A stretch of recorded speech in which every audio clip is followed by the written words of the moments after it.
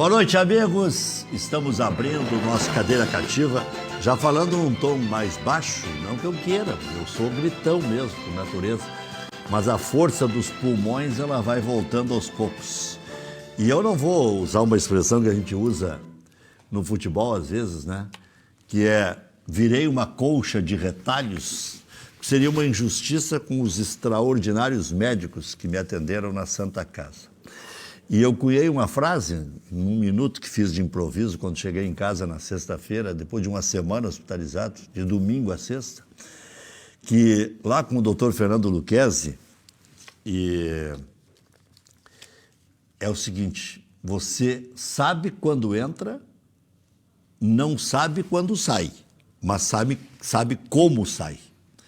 Então, a gente sai com a certeza de que eles te reviraram dos pés à cabeça e encontraram o problema. Então, Magriço, Keller, Kloss, quero agradecer o carinho primeiro dos telespectadores, dos ouvintes da Rádio Grenal, os telespectadores da Ubra, que cresce todos os dias em audiência, nosso diretor João Carlos, pela compreensão também, né? E, acima de tudo, aos médicos da Santa Casa e o atendimento. Aí vão dizer assim, mas aí é fácil, com convênio e nada. Não, a Santa Casa já está com outro conceito, já há muito tempo. Não é por atender bem quem tem convênio, é por atender bem. Eu vi lá, eu primeiro comecei pela emergência. Eu entrei como qualquer um entra, pela emergência, esperando lá 3 horas para ser atendido no domingo. E resolvi mandar um relato para o doutor Lucchesi do que tinha acontecido durante toda a semana. Desde o jogo do Grêmio contra o Independiente Del Valle, que eu passei mal, e fui resistindo e tendo suadores e dormindo com cobertor, com calor e o escambau, e dando a volta. Consegui fazer o programa até quinta aqui, e até sexta de manhã na rádio, eu consegui fazer 35 minutos de programa e apaguei. E no ar. Aí diz, bom, agora está na hora de ver se é Covid, se é outra doença mais séria. E num ato até de, não desatino, mas de informar já com uma extensão maior, não tenho isso, não tenho aquilo e não tenho aquele outro. Que eram 3 problemas que poderia ser câncer, não, Covid, que não, quase ninguém escapa, né? É uma coisa terrível, né? E havia sintomas assim de dores no corpo, não conseguia caminhar, um certo enjoo e tal. Não era Covid também. E 2 vezes fui testado no mesmo dia, ou em 2 dias diferentes, um na Unimed e outro lá dentro da própria Santa Casa. Para entrar tem que ter o exame da Santa Casa. Então, Covid era certo que não era já quando entrei. Câncer não é. E problemas nos rins, sim. Bastante sérios, tanto é que eu tive que fazer punção, tive que fazer biópsia. Mas também, outra coisa que eu sempre temi, não vou precisar fazer hemodiálise, né? Então, essas coisas. E outra coisa que eu temo também, que toda a população teme, diabetes também não tenho. Não tenho colesterol alto, parei de beber, alguns dizem que esse foi o problema.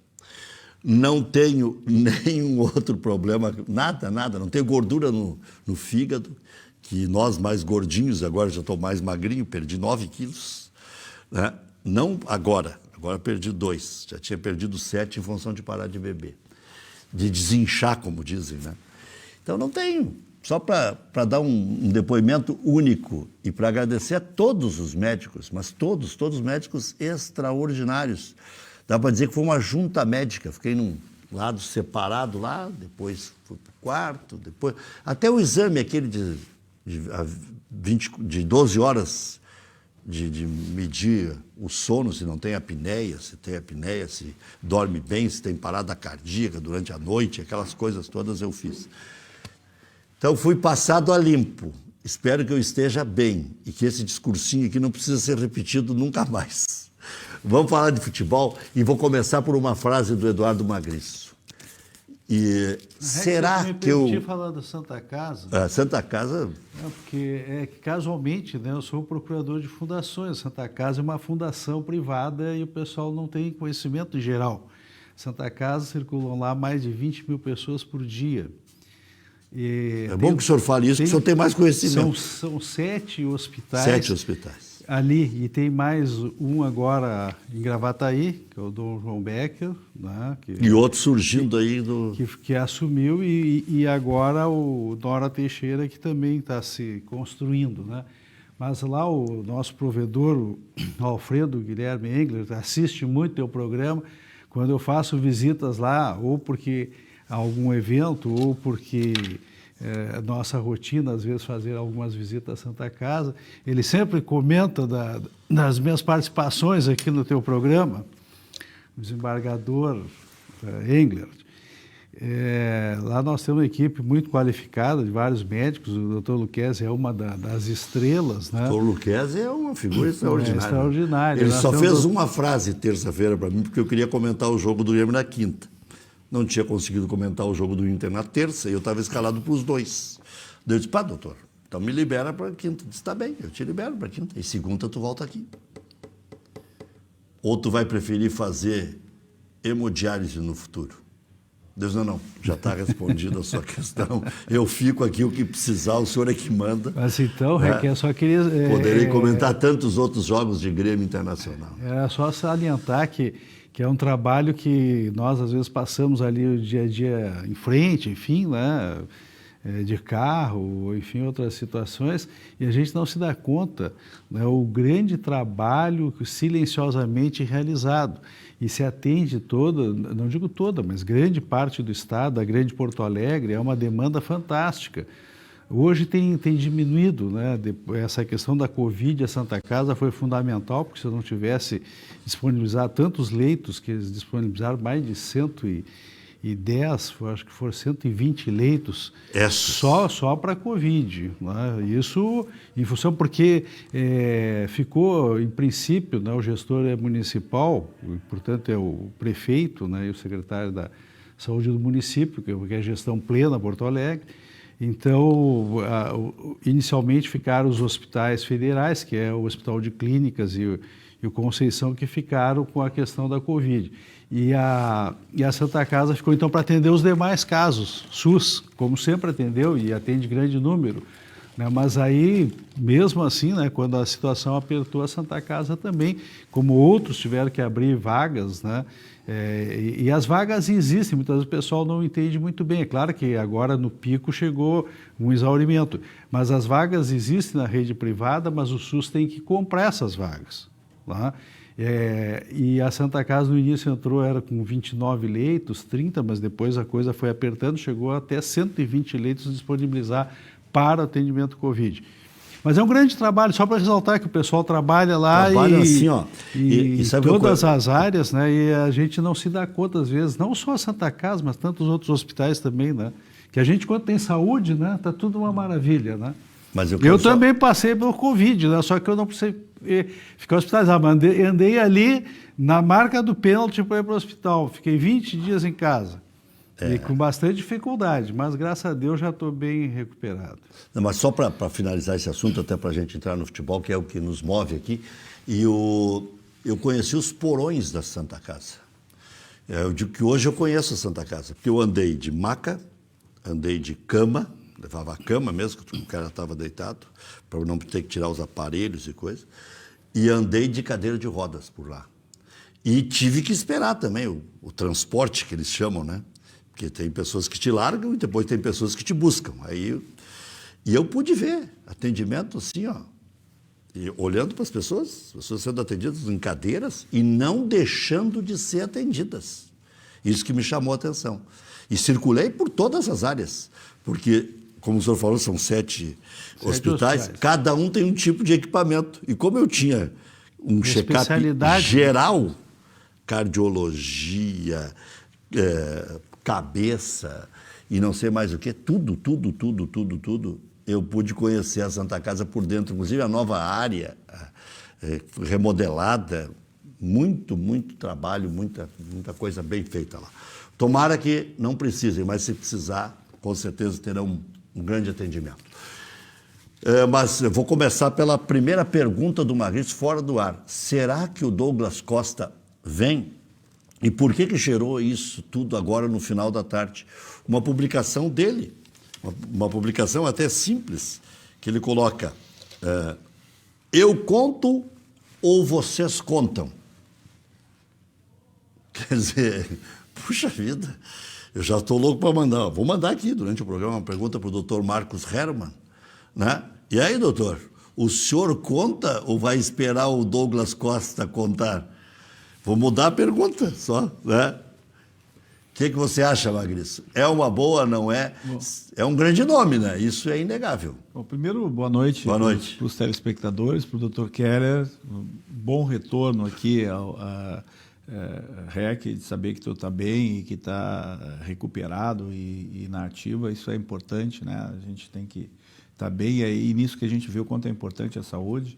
E também não posso deixar de referir aqui o Dr. Keller, o elogio que ele fez à Santa Casa, realmente é motivo de orgulho e que a gente não se dá conta que tem esse equipamento aí. Quando precisa, a gente vai lá e é atendido, né? Então, e a Santa Casa que já sofreu tanto no passado, e de uma hora para outra, eu acho que foi o provedor, o bispo... O cardeal Dom Vicente Scherer, de trabalho para reerguer. Que reergueu a Santa Casa e fez da Santa Casa o que ela é hoje, né? O mesmo equipamento ele transformou em algo, em algo deficitário, com dificuldades, ele transformou numa instituição de excelência. Então, a gente tem isso em Porto Alegre, tem que ter orgulho disso e saber que quando a gente precisa, está lá.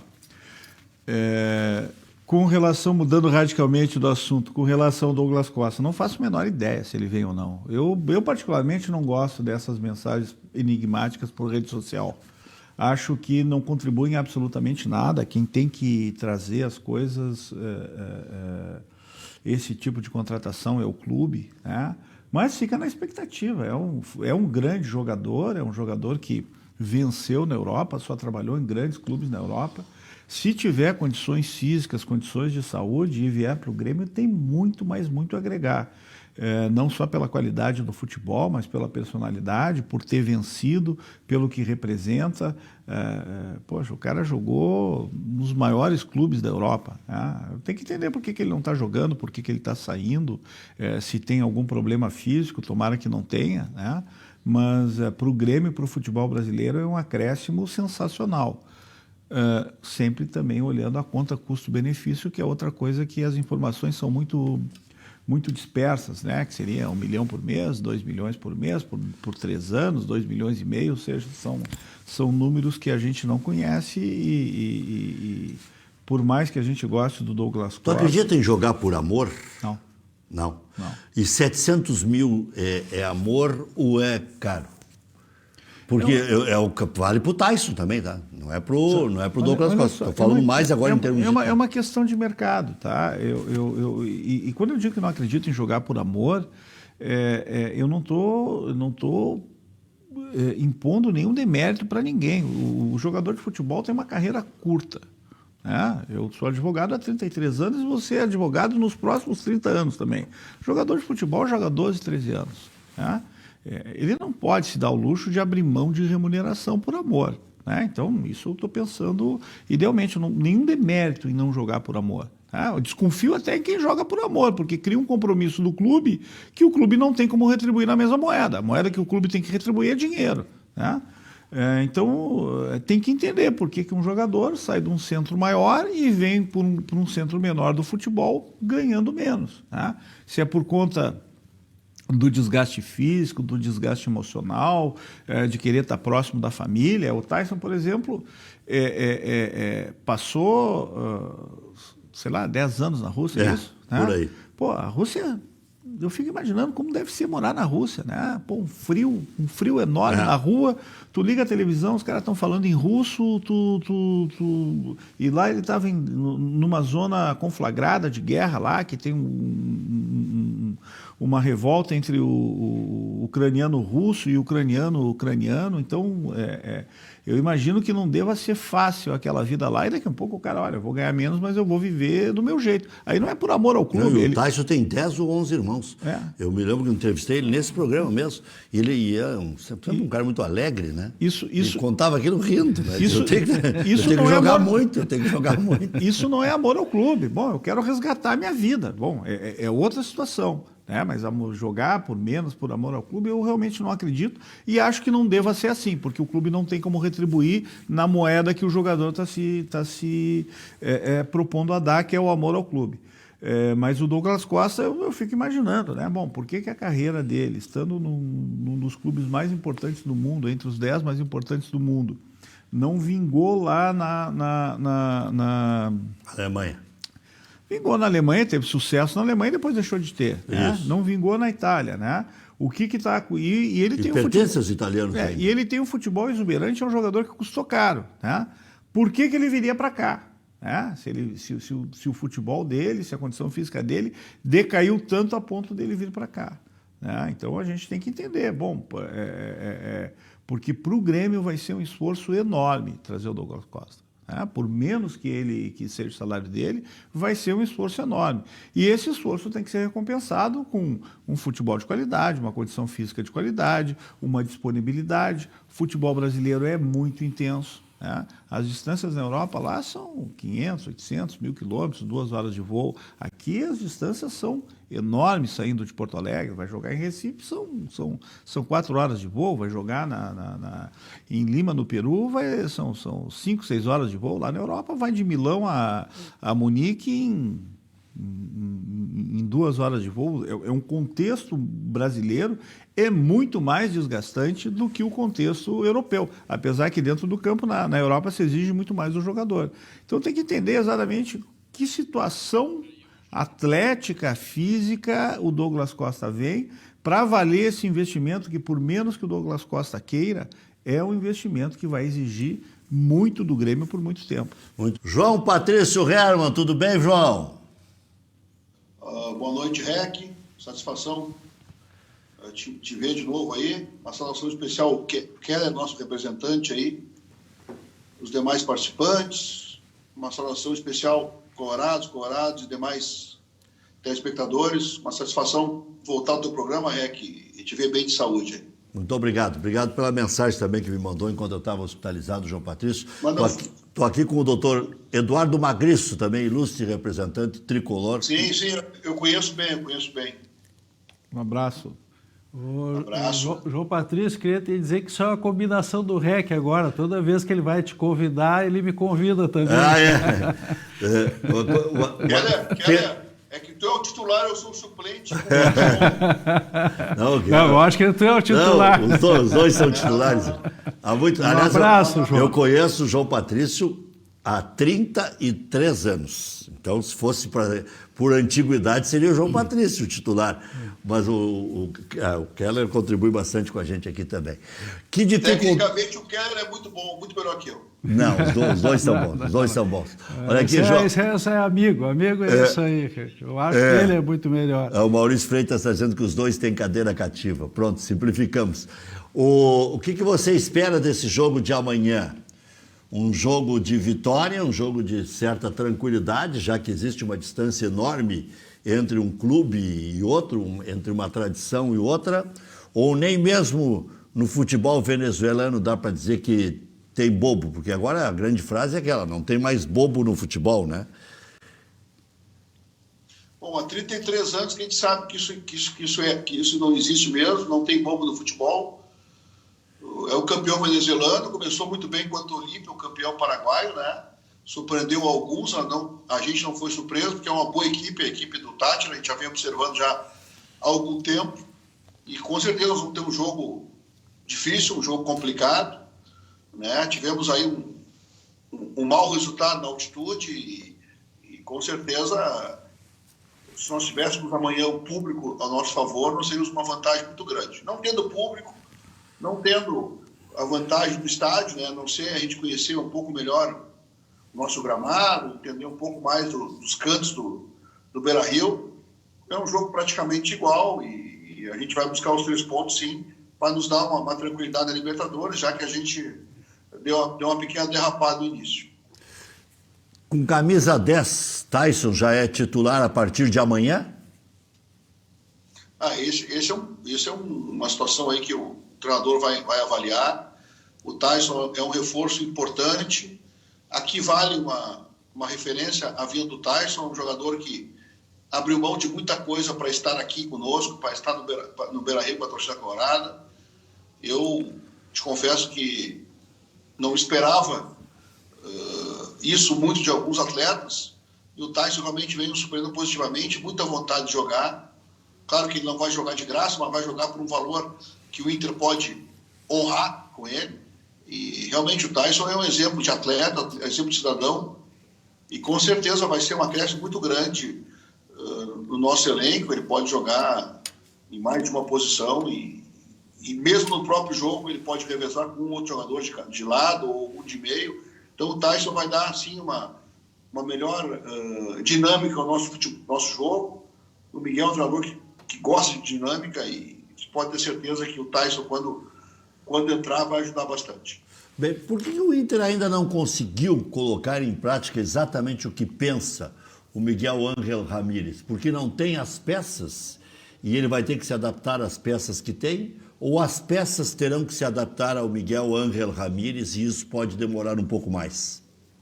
Eu acho que isso aí não é uma regrinha, né, Rec? Eu acho que o nosso treinador, uma opção nossa, trazemos um treinador que jogasse com um modelo diferente daquele modelo que nós vimos jogando já há alguns anos.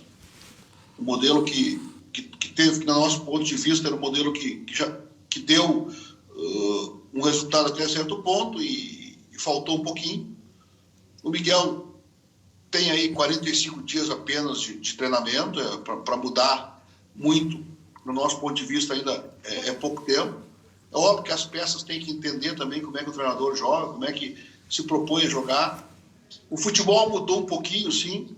Mudou um pouquinho, porque sem torcida acaba todo mundo jogando igual lá e cá, fora de casa, dentro de casa. Isso mudou também um pouquinho.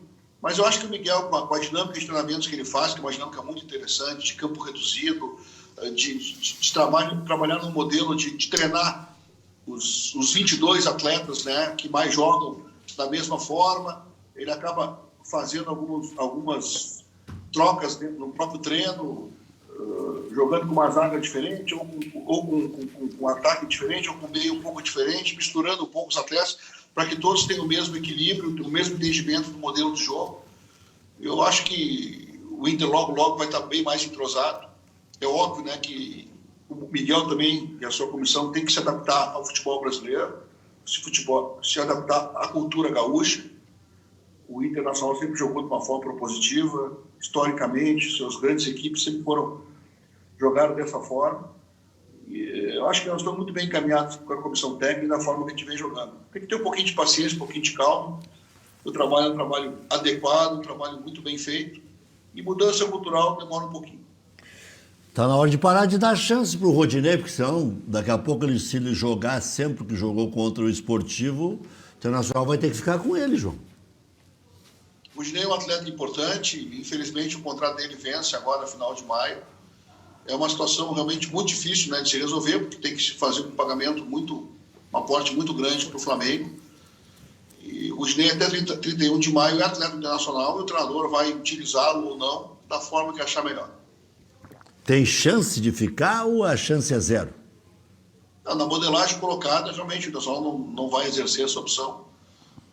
Eu sei que muita coisa acontece, futebol é dinâmico. O Rodinei gosta muito daqui, nós gostamos muito do Rodinei, ele tem um ótimo ambiente aqui no Beira-Rio, conosco, dirigentes, com atletas, comissão técnica, é uma pessoa que agrega muito, que soma muito e espero que ele realmente tenha uma carreira ainda promissora pela frente, mas nesse momento não tem nada para falar, a não ser que o contrato dele vence no final de maio. Pois é, com o Flamengo é possível algum tipo de negociação? Porque o Flamengo, a rigor, ele gosta de bastante dinheiro, né? Ele cederia de novo por empréstimo, por exemplo, se houvesse interesse do Internacional, ou até, por um outro lado, tendo o Saravia confirmado, e vocês renovaram com o Saravia, fica mais fácil até de abrir mão do Rodinei. Isso é planejamento, né, Rec? Nós sabíamos que nós íamos ter o Saravia também no meio de maio. Nós prevíamos também a subida do Mazete, a evolução do Heitor, que fez um grande jogo, né? Vem fazendo grandes jogos também e disputa a posição de titular. Tem o Vinícius Tobias também, que é um lateral promissor, que é lateral direito, que a gente também já deu algumas oportunidades de treinar com o elenco principal, já jogou já fardou, né, em alguns jogos do Gauchão. No começo, ali nos primeiros 3 jogos, ele fardou acho que 2 jogos, foi relacionado. Então a gente tem aí alguns problemas muito bons no lateral direito. E o Saraiva já vem treinando, o Saraiva já vem treinando também bem. E deixar para o Miguel Ramírez aí escolher o caminho.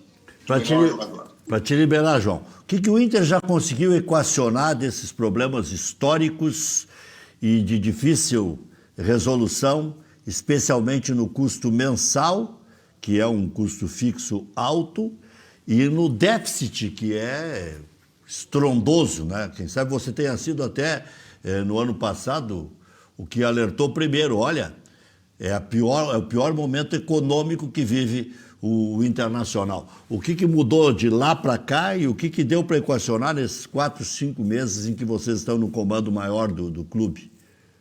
Essa pergunta, eu talvez não seja a melhor pessoa para responder para ti, não faço parte do Conselho de Gestão mais, mas a gente tem observado, né, que todos os clubes apresentaram déficits gigantescos, alguns clubes não, basicamente porque venderam jogadores, e mérito desses clubes que foram clubes formadores, tiveram mérito de vender atletas, só acabou não vendendo atletas e teve os seus prêmios também, né, alongados, né, durante a temporada de 21.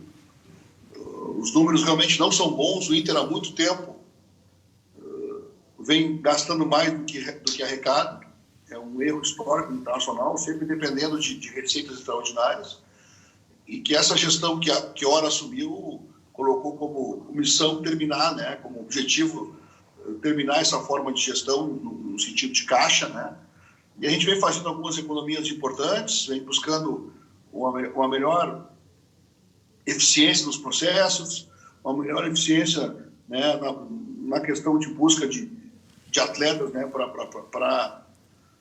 para jogarem, né, no nosso elenco. O Tyson foi um jogador que veio, por exemplo, só pelo salário bastante importante, mas um salário que o Inter pode honrar. O Palácio, jogador que nós estamos acreditando muito, investimos um valor razoável nele, mas a longo prazo também, com um salário também de jogador de Série A, mas dentro dos parâmetros dos atletas que recém subiram, né, atletas de sub-20. Então nós fizemos algumas retiradas de atletas, diminuímos alguns custos importantes do clube, que vão com certeza nos ajudar bastante nisso. Mas para ela isso, o que não mudou foi a pandemia.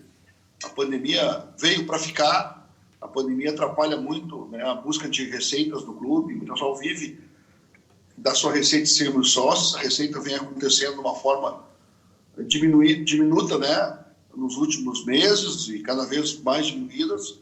As receitas de televisão também estão minguando, né, então a situação realmente é bastante difícil de fazer futebol hoje no Brasil. Nessa situação de pandemia, não está fácil para o atual Conselho de Gestão, não foi fácil para o Conselho de Gestão anterior, mas a gente tem que continuar trabalhando com criatividade, buscar receitas, né, extraordinárias ainda para cobrir esse déficit e continuar baixando nosso custo fixo, que a gente vem fazendo, né, mas isso não acontece de um dia para o outro. O Internacional é um clube centenário que tem alguns vícios importantes. Infelizmente, alguns cortes foram feitos no ano passado, esse ano também foram feitos, de pessoal, para que a gente busque um maior equilíbrio, né, econômico-financeiro. Claro que não são cortes decisivos, mas ajudam bastante no dia a dia do financeiro. Keller Kloss. João Patrício, o que há de concreto, e se é que há alguma coisa em relação ao Patrick e Felipe Melo? Palmeiras, Internacional, só saída do Patrick, não aproveitamento do Patrick, enfim... Poderia nos dizer alguma coisa? Está falando em termos de troca? De troca, que está sendo veiculado pela mídia, né? Então, olha, já que finanças não é bem o teu chão, né? Aqui não, é o teu. Não, de nossa parte não existe nada em relação a esse atleta, Felipe Melo. É um atleta...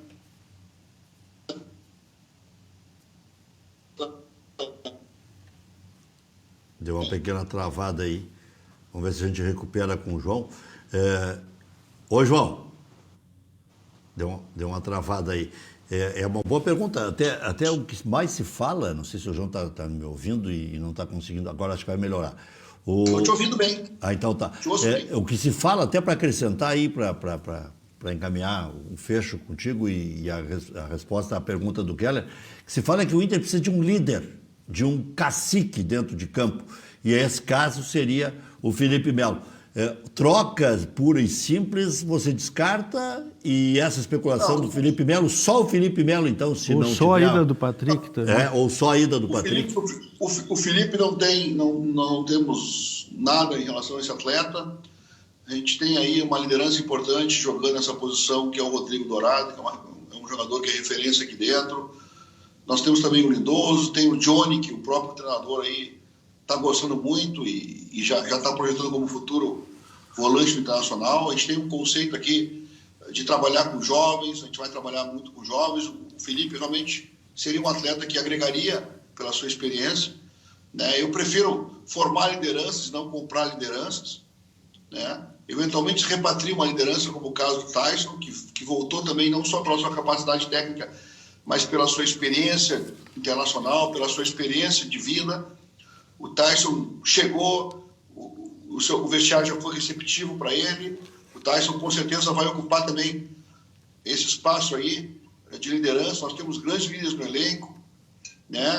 O D'Alessandro saiu, mas ficaram vários líderes: o Danilo, o Marcelo, o próprio Rudinei, o Rodrigo, o Moisés é um líder, o Edenilson, temos várias outras lideranças. O Patrick é um jogador que a gente conta com ele, estamos trabalhando firmemente para que ele continue internacional nos próximos anos. Ele tem um contrato que vence no final do ano, a gente trabalha já conversa internamente com ele, contamos com ele. É um atleta que também exerce uma função importante de liderança, não só em campo como fora de campo. Está muito integrado, treinando bem. Hoje treinou muito bem aí. Está à disposição do treinador. Agora o treinador vai usar ou não vai usar, depende do treinador, mas a gente conta, nós como direção, contamos com o Patrick. Achamos que ele é um jogador que agrega, tanto dentro como fora de campo, e contamos com ele. Valeu, João. Grande abraço. Obrigado pelo carinho de sempre aí. Obrigado, uma boa noite e bom programa para vocês. Muito bem. Tá aí, são muitas coisas que o Inter vai ter que resolver, né? Paulo Guerreiro, eu nem perguntei, porque já perguntei isso para o João Patrício, para não virar papagaio. Está terminando, pode assinar pré-contrato. E o Patrick, eu tinha para mim que era final do ano que vem, porque quando ele teve para ir para a Turquia, o Inter ampliou o prazo, é que passa muito rápido. Então, se é final desse ano, é outro caso. São dois jogadores veteranos. Patrick é veterano? Tem 30 anos. Mas ainda dá. Não. Mas estou dizendo assim, não dá para comparar com o Guerreiro. Não, o Guerreiro é ultra veterano. Né? O Guerreiro vai fazer 38 anos. Então, mas são questões similares. Mas pelo que eu depreendi da entrevista do João Patrício, eu acho que eles não apostam mais 29 vai fazer o Patrick. Em jogadores. Um é por um. Eu acho que essa direção não está disposta em apostar em jogadores de acima dos 34, 35, acho que é o Inter mais a longo prazo. Já falou claramente que quer apostar nos jovens. Tá, né? você concorda que o Inter precisa de um cacique? Alguém que dê cara esse ponto eu não concordei com o João Patrício, que o Rodrigo Dourado é liderança. Pela entrevista que ele deu após o Grenal, isso não é entrevista de que tem têmpera para ser líder de grupo. Né? Isso aí não... Tem certas coisas que tu nota a capacidade de resignação do jogador, né? E isso que faz a liderança do jogador. Mas isso é nato, não adianta. Porque muitas vezes... Magris queria ter o Dourado no Grêmio. Não, mas como jogador, ele é bom jogador. Eu estou dizendo como liderança. Porque a diferença entre ter liderança do grupo e ser um bom jogador para o grupo é diferente. Tá, mas e a frase do João Patrício? Prefiro fazer lideranças do que... Bom, fazer aí tem que começar na base, porque aposta essa direção, pelo menos o que a gente depreende quando contratou o Miguel Ángel Ramírez, é exatamente para fazer um trabalho de longo prazo. Que aí eu começo a me questionar se esse longo prazo, que ficou claro que o João Patrício falou, que é pouco tempo, 45 dias, eu já acho que 45 dias dá para estar um pouquinho mais adiantado. Mas tudo bem. É que o futebol cobra rápido. Exatamente, aí vem o problema. O futebol é o banco, né? Tá sempre em cima. A direção pode estar disposta a fazer um trabalho de médio e longo prazo, mas a pergunta que se impõe é a realidade de resultados negativos vai deixar isso acontecer? Porque não esquece que se o Internacional tivesse vindo de um... Mas há uma tolerância maior em relação a técnicos estrangeiros. Sim, mas... Quem sabe o Renato seja uma exceção. Por ser o Renato. Por ser o Renato. Não, mas o resultado não vindo é diferente do pegar um Internacional que estivesse ficado em 9º lugar, por exemplo, no Campeonato Brasileiro, ou 10º, e outro que perdeu o campeonato, que a gente sabe como perdeu, né? Eu vejo alguns cronistas esportivos aí falando sempre, o Flamengo foi o campeão. O Flamengo foi campeão do jeito que foi, né? Do jeito que foi, com tantos erros de arbitragem, só beneficiando o Flamengo. Não quer dizer que, mérito. O Flamengo, tudo bem, tem o melhor time, tem o melhor elenco, tem mas era um ano bom de ganhar. Inclusive o próprio Grêmio. Não, mas eu digo que não teve esse mérito todo, é isso que eu quero dizer. Foram 20 centímetros que separou o Inter do título. Os 20 centímetros que o Edenilson ficou na frente do zagueiro. Mas o Yuri Alberto. Isso, foram os erros de arbitragem. Que a gente vê, eu não estou nem dizendo assim, é que é coincidência, sempre, eu digo assim, a dupla Grenal, historicamente, para ganhar um campeonato brasileiro, sempre teve que ganhar com sobra, porque chegar no limite ali, como é que diz, no turf, no Photoshop. No Photoshop, pode ficar certo que a interpretação é contra, né? É favorável sempre ao centro do país. Então, mas eu queria dizer o seguinte, que o Internacional, com esse resultado, que ele chegou como vice-campeão, a pressão será outra se os resultados não aparecerem.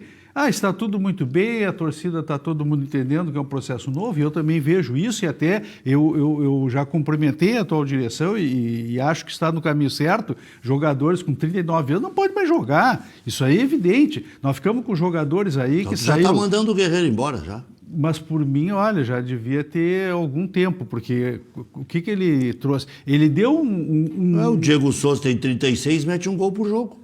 O Diego Souza tem hoje a média do Messi. Então vamos trazer 1,2 por partida. Vamos trazer tudo que é jogador acima dos 35, que são experientes. Ali eu volto no Tyson e também no Douglas Costa, que isso é um ciclo que nós já sabemos. Eu já falei isso algumas vezes, vou repetir, porque como é que diz, a audiência se renova. É né? Isso, é verdade. A verdade é o seguinte, o Campeonato Brasileiro é um campeonato de segunda linha. É claro que a grande mídia não pode dizer isso porque tem que vender o produto. Né?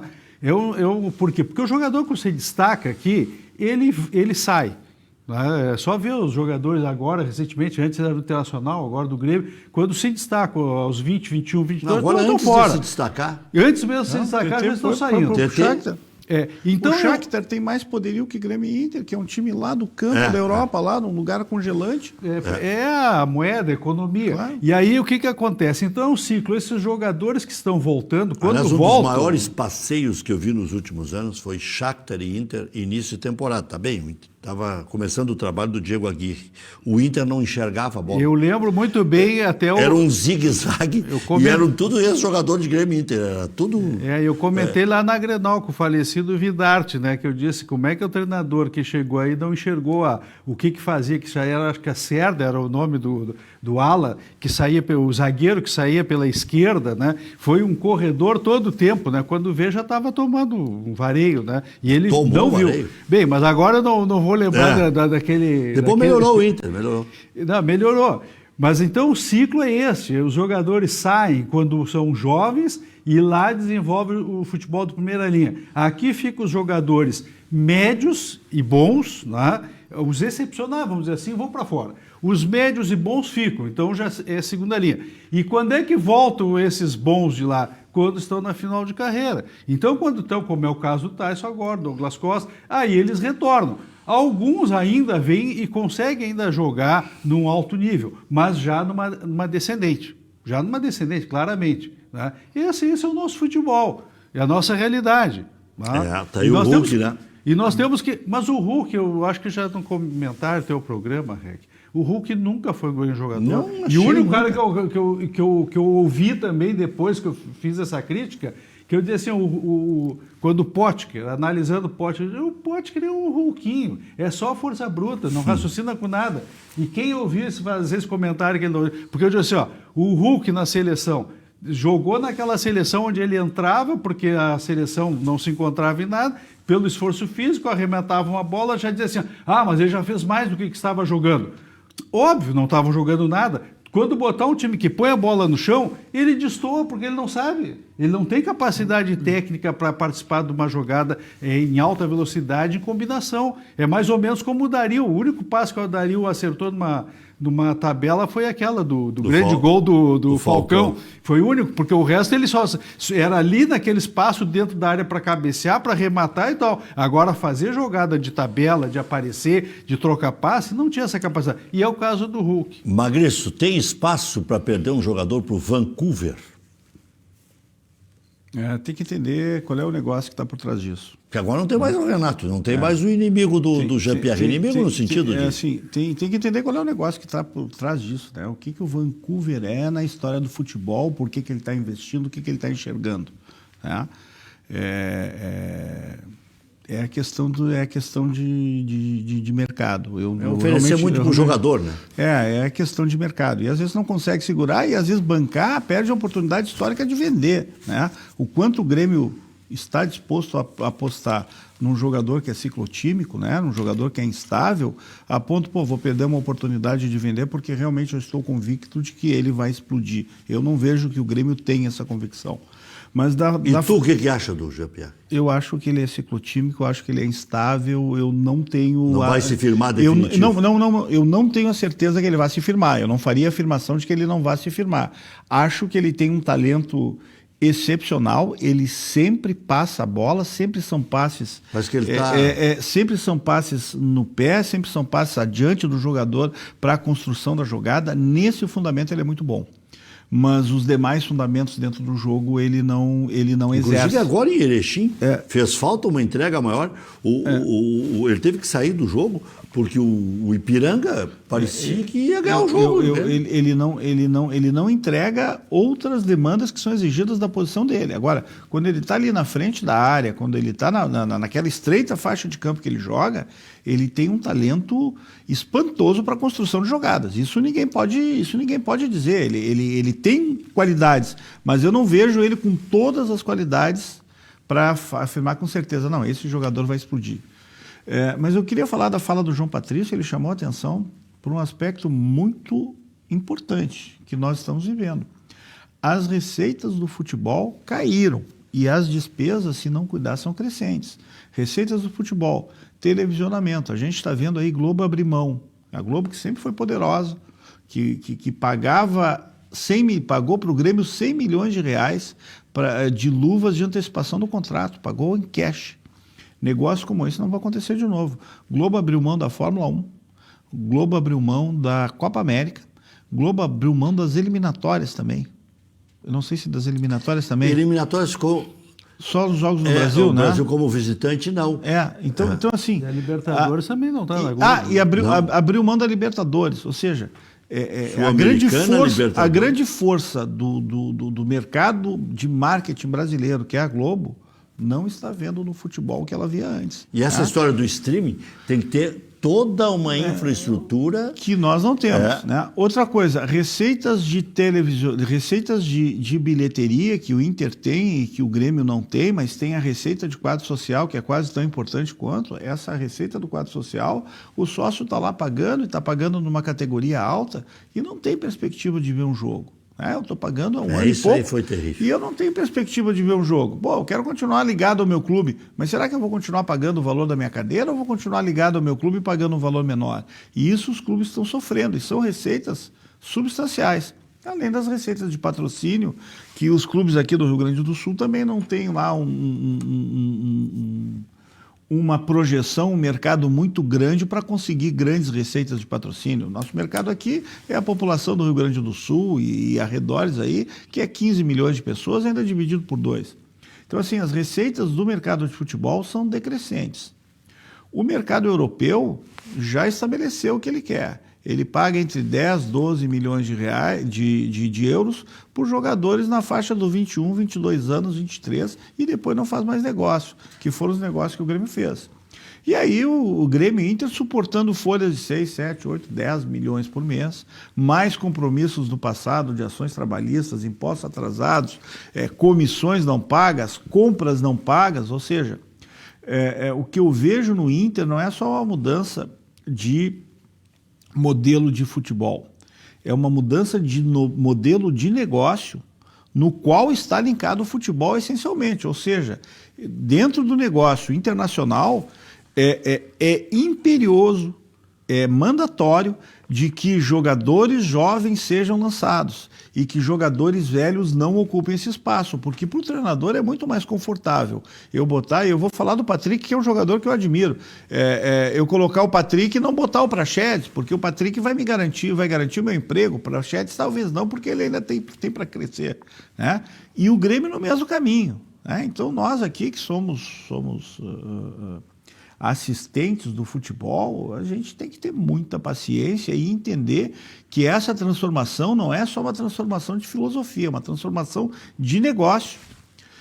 O Grêmio numa situação bem mais confortável, porque aproveitou o dinheiro das vendas para pagar contas, ou seja, o Grêmio Exatamente. Tem uma situação mais tranquila, mas o Inter, se não acertar com esse modelo de negócio, o exemplo do Cruzeiro está ali. Eu não digo que o Inter vá virar o Cruzeiro, mas o exemplo do Cruzeiro está ali. E o Atlético fechou pior que o Cruzeiro. Pois o Atlético é outra incógnita, né? Como é que as coisas... Ele já tá não qualquer jogador que lança, o Atlético está lá contratou Hulk, Nátio Fernandes, outros. É outra caixa preta que a gente não sabe. Eu não gosto de falar de caixa preta antes dela estourar, mas assim, o Inter, assim como o Grêmio, porque também não adianta eu estar bem agora, começar a acumular déficits, daqui a 2 anos eu estou mal.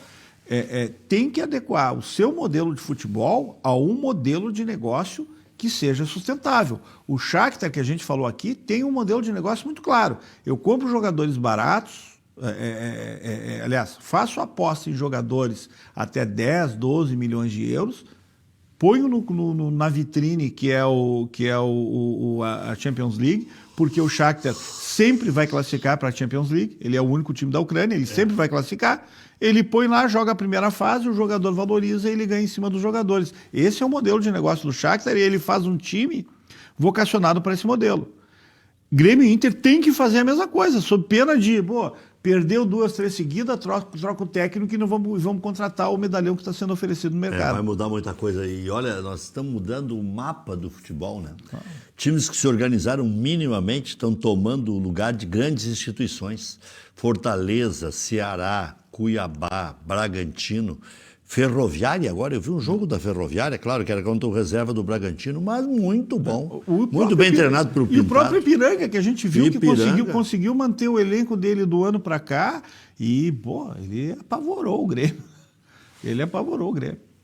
O Pintado que está me lembrando aqui, o Bruno Soares, que está indo para o Goiás. Eu até não entendi muito essa troca, porque... Ele saiu do Juventude porque ele tinha um compromisso com o empresário, que era procurador, enfim. Estranho, né? Que ele ia por esse motivo, lembra? Que ele ia para fazer Isso tira um trabalho. pouco de credibilidade do treinador. Porque começa a aceitar qualquer estalo de dedos, me parece uma criancice até. Porque ele agora vou treinar o Goiás. Grande coisa treinar o Goiás também. Mas o Juventude Goiás caiu, né? Na primeira divisão, né? Ele ia treinar na Série A, o Juventude. Sem garantia agora. nenhuma que vai ser mantido. Ele tinha classificado para a Série A, o Juventude. E só saiu porque ele alegou esse vínculo com... Diz que tinha um acerto prévio com a Ferroviária para a Série A do Paulista. Fica 3, 4 meses. Sabe? Não, para um pouquinho. Série A do Paulista. E deu certo? Está dando certo. Agora está indo para o Goiás para treinar na Série B. Tem 2 coisas que eu preciso dizer aqui. Eu entrevistei o Josa Novales. Quando eu não conheço o jogador, ou eu não dou palpite, ou eu procuro alguém que tenha visto jogar mais vezes. Aí eu fui entrevistar o Josa Novales, que é um jornalista especializado em futebol sul-americano, especialmente futebol sul-americano, e ele me disse sobre o Palácios, Carlos Palácios, lá atrás, há uns 2 meses. Começou muito mal na ponta direita, foi mais ou menos bem como centroavante e se firmou na ponta esquerda. E agora eu ouço colegas, e não é criticar por criticar ou por ser concorrente, né? Dizendo o seguinte, não, na dele ele não conseguiu jogar e está jogando na esquerda, o que faz com que sacrifique o Patrick. Não, é o técnico que quer colocar ele na esquerda, né? Porque ele rende mais na esquerda. Só que ele não está rendendo porque ele não está rendendo. Eu vou te dizer o que ele não está rendendo porque ele não está rendendo. Mas tem que render também o time, né? Essa mudança de orientação é aquilo que, não sei se você chegasse a falar, é que eu lembro sempre, o exemplo era o Parreira. O caso Alberto Parreira era treinador da seleção brasileira. Então ele chegava lá e dizia, eu vou jogar em tal modelo de jogo. Isso aí é procurar os jogadores onde estivesse no mundo com aquele. Só que em clube de futebol, tu chega lá, tu tem uma concepção de jogo, mas às vezes tu vai ver o teu elenco. De repente tu não encontra 2, 3 peças, e aí o clube não tem dinheiro para pegar e trazer o Arrascaeta, trazer o tirar do Flamengo. Então tu tem que adaptar um esquema de jogo que dê. O que eu estou vendo é que o Ramírez, ele chegou com essa proposta de médio e longo prazo, e tanto é que o João Patrício falou agora. Está agarrado nisso. Está agarrado, que é o seguinte, vai mudar a maneira de jogar. Você viu os números que... Não, mas eu fico preocupado, independente dos números, eu fico preocupado... São favoráveis a ele. Não, mas são... Só que números de campeonato gaúcho... Não, mas só um pouquinho, servem para quê? Mas, Rec... Maior posse de bola, maior número de arremates, mas, Rec, maior posse de bola, passes, maior número de dribles. Pior o Grêmio teve maior número de pontos. Tá, mas pior não ter. Mas só um pouquinho, Rec. Do Grenal. Quando o Cudê treinava o quando... Internacional, aquele passe, a troca de passe na zaga do Internacional. O Renato Portaluppi jogou já, quando o Cudê era treinador na Argentina, tinha jogado umas 2, 3 vezes, tinha perdido, ido mal. O Grêmio não tocou na bola. Não tocou na bola, exatamente. Tá? Aí veio o Cudê. O que acontece? O Renato Portaluppi, um cara inteligente, ele percebeu, né, que ele não podia ir lá para frente, porque o time do Grêmio sempre jogou com 8 no campo adversário e retinha a bola dentro do campo adversário. Esse era o modelo que deu certo, que chamou a atenção. Ficava dois zagueiros... como o melhor time do Brasil. Exatamente, o Zala se projetava, jogava com 8 e 6... Jogava bem. E 6 centroavante fixo. O que aconteceu? Agora, quando veio o Ramírez jogar o Grenal, o que fez o Renato? Ele atacou o Internacional? Não, porque o jogo de posição, que é o quê? Amplitude e profundidade. Ora, para ter amplitude e profundidade, eu tenho que abrir o time e abrir o máximo campo possível. Ora, se eu faço 2 linhas de 4 na frente da minha área, terminou a amplitude. Tu tem que ter um plano B dentro do próprio jogo. Mas senão, aí que eu digo que o qualquer treinador... adversário faz o que fez com o Grêmio. O Grêmio perdeu 6 decisões na sequência, tendo um bom time de futebol. Mas, Rec, eu estou te dizendo que para marcar esse jogo de posição, eu não vejo muita dificuldade. O Renato fez no jogo. Pois é isso. Tu faz 2 linhas de 4 na frente, tu perdeu a bola. É mais ou menos como o Abel jogava. Perdeu a bola, 10 atrás da linha da bola, 2 linhas de 4 na frente da tua área. O que acontece? Qual a vantagem da profundidade ou da amplitude? Eu não tenho, eu tenho que ter jogadores que vão vencer essas 2 linhas de 4. Aí eu preciso de jogadores de velocidade e de drible. Senão eu não vou vencer. Aí fica o time de Cudê e do próprio Ramírez, que tomou um gol esses dias aí, do toque de passe lá na defesa. Ora, toque de passe na defesa, tu ficar no teu campo trocando bola, tu tem muita chance de perder o jogo. É diferente, por exemplo, o time do Renato quando jogava com 8 tocando bola no campo adversário. Mas tinha o Kahneman e o Jeromel numa exuberância que dava uma garantia. Mas tu não tocava a bola dentro da tua área. O goleiro que era maravilhoso. Mas, Rec, então, olha o que mudou. O goleiro já não era bom. E os outros 2 envelheceram. Tá, mas o Grêmio não tocava a bola dentro da sua grande área com o goleiro tocando porque tinha resguardo? Não, mas o Grêmio jogava se projetando no campo adversário. Os dois estão falando, os dois estão certos. É? Eu queria só especular, eu não sei se é isso, mas essa questão entre Patrick e Palácios, né? Eu volto a insistir com o modelo de negócio. Eu tenho Palácios com 20 anos, que eu não sei qual é o passe, que eu quero projetar para vender. E eu tenho o Patrick, que custa mais caro e que o contrato está acabando e eu não faço dinheiro com o Patrick. Eu vou tomar a decisão técnica para o time ou vou tomar a decisão financeira para o clube? Eu não sei se a resposta é essa. Eu acho que tu está fazendo a mesma leitura que eu estou fazendo. Vamos ver se nós concordamos. Eu não sei se a resposta é essa. O Inter vai fazer todo tipo de situação que puder fazer para diminuir o custo mensal. E para ganhar dinheiro. O Tyson é uma exceção. O Tyson é o fiador, é o negócio de ocasião. É isso aí. É o negócio de ocasião. É um negócio de ocasião. É o único. Não fala isso porque o diretor de futebol internacional, quando trouxeram o Undershow, né, no Conselho Deliberativo, perguntaram, mas como foi? Isso foi um negócio de ocasião. Agora eu lembrei. Pois é, assim, ó. Não, o Tyson acho que não. O Tyson, pela ver que é um jogador, até pela assim, origem dele, assim, ele sabe jogar futebol e ele quer jogar futebol. O Undershow já estava em decadência física evidente. Né? Era olhar para ele. Né? Era olhar para ele e dizer, pô, tu não pode jogar. O Grêmio não quis, né?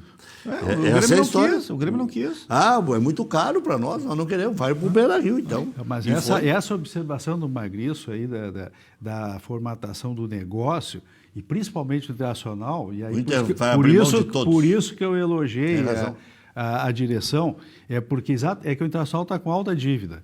Né, que, aliás, sempre foi a minha crítica e me chamava aqui de gremista nas redes sociais. Mas esse cara aí vai falar mal do Internacional. Não, porque é o seguinte, eu sempre... Ele deve ter alguma informação privilegiada. Não, quando eu vi coisa errada, eu sempre critiquei. Agora eu estou vendo que é acertado essa política. Tentar reduzir, colocar os jovens. Pagar rios de dinheiro para jogadores com 38, 39, 40 anos que não ganham nada, né? Porque quem ganha tem que... É claro, tem que ter um jogador com a certa experiência, mas não em final de carreira que já não está rendendo Felipe nada. Melo te acrescentaria?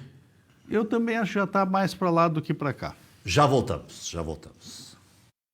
Deixa eu só trazer as principais manchetes do dia aqui, para a gente também falar em cima disso e não deixar escapar nada para quem costuma se abastecer com o programa. E basta, né? Olha aqui, ó. Tyson pode ser relacionado pela primeira vez, mas a chance de começar a partida é mínima. Com dores no joelho, Paulo Guerreiro deve ficar fora mais uma vez. Eu já acho que tem um acordo entre Inter e Guerreiro. Vamos deixar o tempo passar. Patrick deve voltar ao time titular. Com dores no joelho, Lucas Ribeiro segue fora.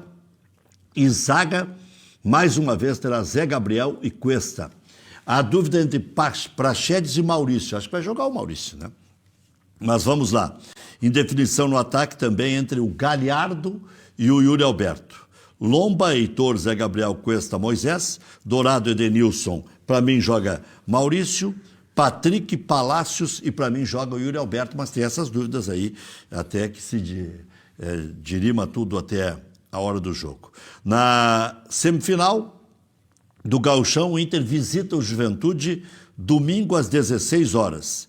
E no outro sábado, às 19 horas, aí decide em casa. No Grêmio, Vancouver insiste por Jean-Pierre, mas acena com proposta de cerca de 27 milhões, muito menos que o Grêmio espera receber pelo atleta, que é de 50 milhões de reais. Proposta salarial para o jogador é alta e aumentaram a proposta para o atleta. Direção não pretende vender, pois entende que Thiago Nunes, com ele, o meia possa recuperar o bom futebol. Clube canadense pode trazer uma nova investida nos próximos dias. Ida da semifinal contra o Caxias, no Centenário, foi confirmada para o domingo às 19 horas. Antes, o tricolor tem o Lanús quinta, às 21h30, na Argentina, pela Sul-Americana. Jeromel, Kahneman e Maicon serão reavaliados ao longo da semana. Léo Pereira está cotado para seguir como titular na vaga do Alisson. Esse jogador me impressionou bem desde sempre. Guilherme Azevedo pode voltar a ser relacionado, mas ficando no banco de reservas. Outro que chamou bem a atenção. Thiago Nunes vê como boa a possibilidade de utilizar Rafinha de forma mais adiantada, mas entende que antes precisa testar nos treinamentos. Estão indefinidos ainda os nomes dos diretores de futebol, que serão indicados por Marcos Hermann. Direção está avaliando nomes também para a pasta de executivo de futebol. Já há quem apregoe que o Douglas Costa está contratado. Conversei muito rapidamente com o Marcos Hermann e ele me disse que esse assunto ainda não foi tratado no Grêmio. Por ele, certamente mais atrás foi tratado, mas então é uma coisa que tem que se atualizar e tem que ver em que patamar está hoje, né? Se é o mesmo de antes, porque agora terminou o campeonato alemão, não tem mais o que fazer lá, já liberaram o Douglas Costa, e essa parece ser uma situação nova, né? Porque se ele já está querendo romper com a Juventus, não vai jogar mais na Alemanha, em algum lugar ele vai jogar. Já voltamos. Fornari. Bom, em termos de Jean-Pierre, ainda uma outra coisa me chamou a atenção.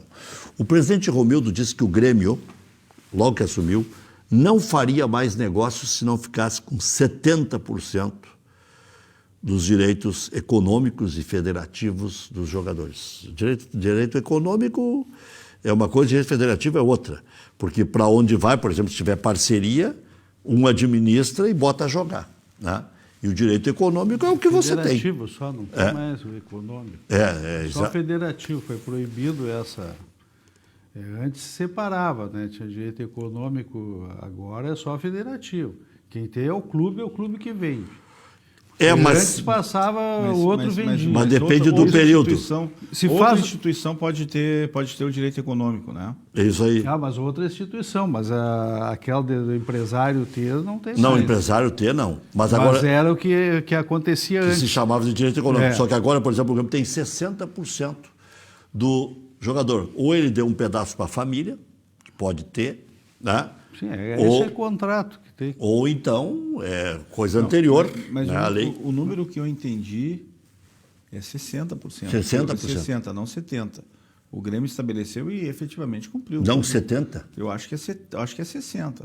Ou então não conseguiu chegar no patamar mais elevado. Mas o Jean-Pierre não veio, não foi comprado de outro clube, ele se criou no Grêmio, né? Tem que entender por que o Grêmio tem 60% e não tem 100%, não tem 80%. Né? Talvez foi para a família, talvez algum outro negócio. Na renovação, para não ficar tão alto o valor. Tem que entender exatamente o que é, por que está assim. 60% é pouco, né? Daqui a pouco... e não é, né? Depende da situação. Não é. O Grêmio não tinha 60% do Everton, né? 60%. Ou é 70%. Você falou até em 50%, né? Mas isso é um excelente negócio. Relativo. Tu pode ter 50%, mas pelo teu 50%... Se tu quer mais que o outro... Tu quer tanto. Foi o que o Grêmio fez com o Lucas Leiva. Lá atrás. Não, tá bem, nós vamos pagar 7 milhões. Não, vocês vão pagar 9. Se vocês quiserem dar mais outros 2 para o Grêmio, é 9. É isso aí. Agora, eu não sei como é que vocês vão fazer com essa diferença. Se virem. Foi aquela venda do Pato também para o Milan, foi assim. Mas de que não. Deposita para o Internacional o total. Agora, o resto é o Pato que se entenda lá com o Milan. Porque o clube quer tanto que é o direito que ele tem. Pelo que ele tem, ele quer isso. Aí mas a multa, então tá. Então deposita a multa para o clube. Aquela história... Mas claro, houve evoluções também, houve alterações antigas. nessa legislação, né? Mas é claro que tu faz um contrato e tu vai ter um percentual daquilo que for vendido. Né? Se fala no grupo Rogon, que teria 30% e 10% da família, né? Que é o que pode se passar aí, um percentual para a família. E esse grupo Rogon é da negociação antiga. De quem? Né? Quando vem para cá. Mas o Jean-Pierre se criou no Grêmio. Aí que está. Ele está desde... Ou o Grêmio vendeu quando podia vender um pedaço. Talvez possa quando ser. Podia vender. Talvez possa ser. Ou por contrato, né? Por contrato... Mas é que assim, ele não veio do outro clube que reteve uma parte do direito. Né? Então, ele se criou no Grêmio. Então o Grêmio certamente alienou esses 40% que o Grêmio não tem. Uma parte pode ser da família, da renovação do contrato, e a outra parte pode ter sido vendida quando o jogador quando a legislação permitia esse tipo de negócio. Bom, hoje estava vendo aí as manifestações dos jogadores do Internacional a respeito do Tyson. Dá a impressão que esse fato aí que você falou antes, que ele vem a fim de jogar, que convenceu o grupo de que vale a pena. Porque senão é o seguinte, nós aceitamos isso, aceitamos aquilo, aceitamos aquele outro. O ano passado os jogadores do Inter abriram mão de um pedaço do dinheiro, enquanto que os jogadores do Grêmio não.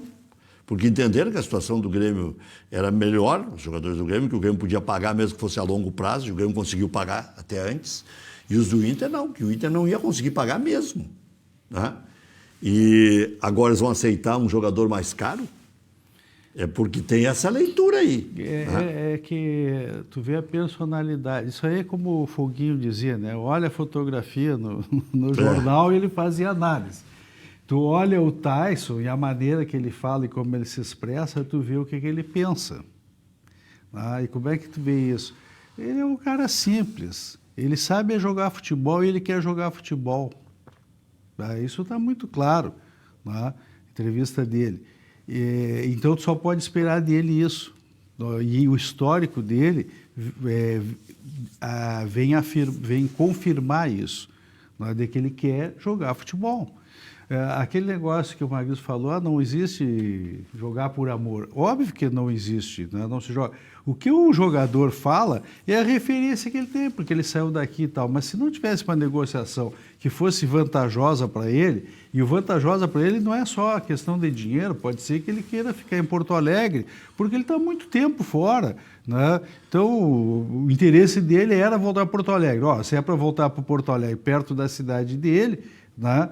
E até para e aonde ele começou a jogar, que ele se sente até mais seguro, é óbvio. Então esta é a vantagem, está sendo vantajoso para ele. Não é pelo amor. Agora, o Dunga, por exemplo. Pela conveniência, né? Claro, tem uma parte de conveniência para ele. O Dunga várias vezes não quis treinar times, porque os negócios dele rendem mais com ele por perto. Então, ou é extremamente vantajoso ou ele não vai. Assim. O Vasco da Gama, por exemplo, tentou mais de uma vez o Dunga. O Santos tentou o Dunga. Era tudo barca meio furada. Né? Uma que se especulou que era razoável era o São Paulo, mas no pior momento do São Paulo. Sim. Então também era complicado. Vai para o Vasco, fica desestrutura a tua vida, fica 3 meses, não recebe. E a tua vida vira uma confusão, né? Não, e daqui a pouco tu tá com um advogado para cada caso. Sim. Né? Tem que contratar um no Rio, tem que contratar outro não sei aonde. Mas em termos de fixação de time, eu não vejo o Rafinha, por exemplo, além da lateral. Essa história de que ele pode ser melhor lá na frente, vai ser melhor que o Léo Chu, que o Léo Pereira, vai ser melhor que o Gui Azevedo, que estava muito Talvez bem. na lateral esquerda, não sei se possa ter alguma adaptação, né? Mas aí faz o quê com o Diogo Barbosa, que custou 10 milhões por um quarto e tem que pagar mais 2,5 para ter. Isso tem que entender por que o negócio foi feito assim. Mas o fato é que o Diogo Barbosa ainda não justificou os valores que foram investidos nele, né? E o time tem que andar. Não sei se o Rafinha joga na esquerda. Acho que ele tem talento para jogar na esquerda. Não, já jogou na esquerda. Então, já jogou até de zagueiro. Ele não tem tamanho para zagueiro. Mas uma vez, aí que tá, quando o sistema funciona, você vai lembrar. O Grêmio botou deve estar nos assistindo, né? Mas um petiço, ia dizer, mas petiço, porque não é outra história, né? Mas baixinho, Pedrinho, lembra? Zagueiro? O Tite, mais de uma vez, colocou o Pedrinho de zagueiro, que era mais posicionamento do que necessidade de cabeceio. Os outros cabeceavam. Ele estava ali meio de stopper, né? O Passarella era baixinho, né? Tinha 1,70, Mauro Galvão? né? Não, mas o Mauro Galvão tinha quase 1,80, né? Mas o Passarella era baixinho, tinha 1,75. 76? O próprio Piquet não, o outro, o cabeludo, o Puyol do Barcelona também não era alto, né? Mas tinha impulsão. Mas o Passarella era extraordinário. Mas são jogadores que conseguem compensar a baixa estatura, né? Hoje eu não sei se conseguiria jogar no futebol de hoje. Vamos ouvir e ver Edenilson a respeito de, entre outras coisas, a contratação e já a vontade de ver o Tyson jogar.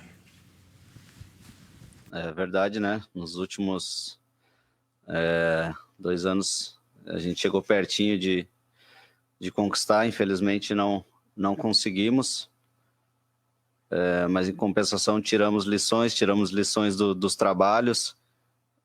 A gente sempre fala, né, que quanto mais perto você está de ganhar, uma hora você ganha. Então tem que continuar trabalhando, continuar melhorando. Os jogadores mais experientes ajudar os mais novos, trocar experiências, né? Acho que isso é importante e acreditar no trabalho até o final. Queria te perguntar um pouquinho sobre o Tyson, né? Existia muita expectativa da torcida pelo retorno dele e até de vocês mesmo, depois que ele esteve com vocês, visitando aí no clube. Agora ele já foi integrado ao grupo, já começa a treinar com vocês. Queria que você contasse um pouco como foi essa recepção e o quanto ele vai poder ajudar nessa missão de fazer um Inter mais forte nessa temporada. É um cara que dispensa comentários e apresentações, né? Não à toa ficou tanto tempo atuando na Europa, disputando Champions League, Copa do Mundo. É um jogador que com certeza vem para nos ajudar, não só dentro de campo como fora também, né? Por toda a história, por todo o afeto e carinho que ele tem com a torcida e a torcida com ele. O próprio clube, né? Digamos que ele é um filho do clube, então eu tenho certeza que ele vai nos ajudar muito. É um cara que conhece todo mundo, conhece o grupo já. Todos os anos, sempre que ele pôde, ele veio visitar, veio conversar com a gente e eu tenho certeza que vai nos ajudar. Oi, Edenilson. O que vocês já estão sabendo do Táchira, o adversário dessa terça-feira, num jogo que é a segunda rodada da fase de grupos, mas ele já tem uma característica de decisivo, né, pelo resultado ruim que o Inter obteve na primeira rodada? Então, o professor Miguel passou algumas coisas ontem sobre a equipe deles, hoje deve passar mais. A gente acompanha mais por vídeos, mas a gente sabe que é uma equipe perigosa, uma equipe que tem dois extremos que são rápidos, então a gente tem que estar atento a isso e principalmente a gente tem que fazer o nosso jogo, propor o nosso jogo, até por estar em casa, por ter estreado com a derrota, a gente tem que ir a todo custo atrás da vitória. Tudo bem, coletiva encerrada, então encerramos também, né? Diga. Eu queria dar Magrício. informação, nós falamos aqui sobre a divisão do passe, do direito econômico do Jean-Pierre. Eu recebi a informação do Jefferson Thomas, que foi do Conselho Fiscal do Grêmio e hoje está na Comissão de Finanças, de que 30% do passe dele foi negociado quando ele ainda estava na categoria de base, numa época que podia haver essa negociação. E 10% da família, possivelmente, no momento que ele assinou o contrato com o profissional. É isso aí. Então, eu queria confirmar essa informação. Essa é uma informação pública e que consta do balanço do Grêmio. Sim, está no balanço do Grêmio essa informação. Também está no Insights, já está no Globo.com, por isso que antes a gente informou aqui. Mas agora com a confirmação por dentro, melhor ainda. Em termos de política, como é que você vê o desenho futuro do Grêmio? O Hermann se aproximou mais de ser candidato por serviço de futebol, o Oderich adquiriu um certo know-how pela sua postura firme na saída do Renato. Você acha que ele ganhou pontos ali, isso que eu quis dizer? Tudo isso o futebol vai definir, né? Quem ganha ponto, quem não ganha, o futebol vai definir. O Hermann se candidata e tomara que se candidate, porque isso significa que o Grêmio vai bem, o futebol do Grêmio vai bem. Acho que as posições políticas estão se formando, né?